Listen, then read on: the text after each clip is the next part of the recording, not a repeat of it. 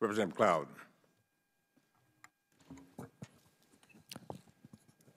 Thank you. Thank you, Mr. Chairman, Ranking Member, and thank you for the opportunity to share the story of those of us who live in border states and have experienced this humanitarian and criminal crisis for decades. First of all, I'd like to thank the men and women of the Border Patrol and Immigrations and Customs Enforcement for their continued service to this nation. Many of them are veterans who view this job as a way to continue their service to our great nation. Many have served overseas to preserve our freedom on the front lines, and defending our borders at home they view as a way to continue their service back home. Many of them realize, the men and women serving, realize that protecting the homeland and defending our border by fighting back against the corrupting influence of cartels is just as important to the communities and families across this nation as fighting overseas. Wednesday marked the one-year anniversary from when I was sworn into office. What I've learned in a year is that many members of Congress would rather talk about a problem than actually fix it.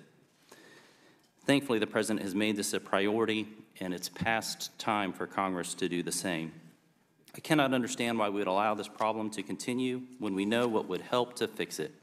Close the asylum loopholes cartels use to exploit people, fix the Flores settlement so that we can ensure families remain together, and many other situations or circumstances or solutions that are been presented before.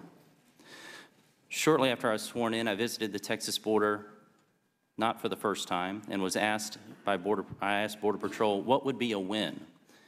And they told me situational awareness. That was in August of last year when 16,744 migrants were apprehended by the RGV sector. In June of this year, that number has nearly tripled. There were 43,197 apprehensions in that sector alone.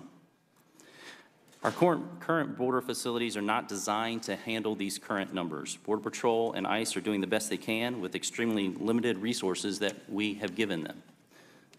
They understand they don't have the tools and resources they need to even begin thinking about mitigating the influence cartels have in our nation, because Border Patrol is undermanned and underfunded, and Congress has done nothing to help. During our visit just a few weeks ago, the phrase I heard over and over is, "There is no end in sight." The southern part of Texas's 27th Congressional District, the district I'm proud to represent, is roughly 2 hours from the U.S.-Mexican border town of McAllen, Texas. If fixing this crisis had been left up to Texas, we would have done it several years ago. Widely recognized as a fatal funnel, two major interstates, US 281 and US 77, come up from Mexico and feed right through our district. Why is it called the fatal funnel? Time magazine ran a story in May of 2015 titled "The Border Corridor of Death Along America's Second Border."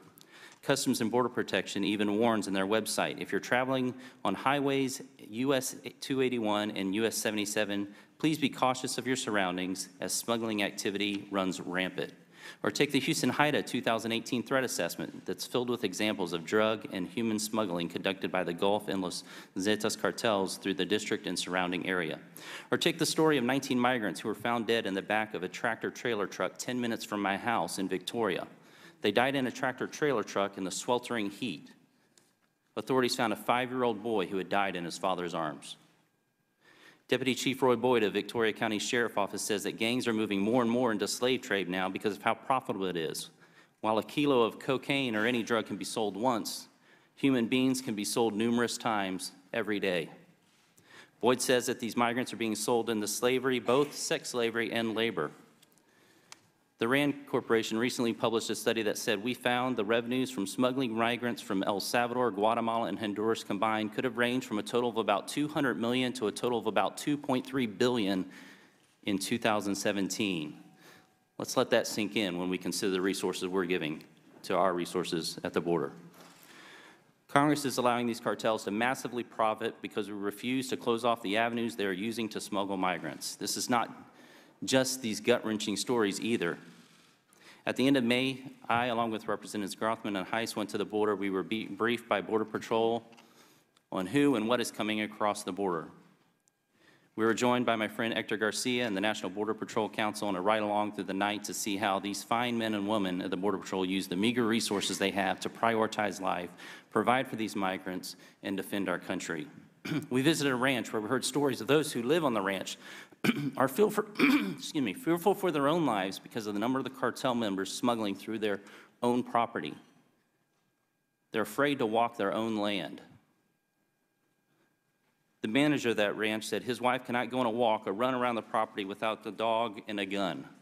Cartels cut chains and locks, bust through fences with their trucks, use private property to avoid stations. Somehow, these are the stories that the media fails to report, but sadly what's become normal for the people of South Texas. Let me leave you with this story I've shared before, but it's worth sharing. I visited an unaccompanied minor facility. There were a number of young ladies there, about a couple hundred. I asked them about the care and what these young ladies had been through. They said about 40% of them have been sexually abused along the journey. This is the tragedy we've allowed to metastasize while many in Congress spent months claiming this was a fake, manufactured crisis. Real compassion would have been for us to do something about this and have the wisdom and foresight to avoid the situation that we've seen over the last couple of weeks, instead of implementing policies that enable what the cartels are doing. Thank you very much, Mr. Scott.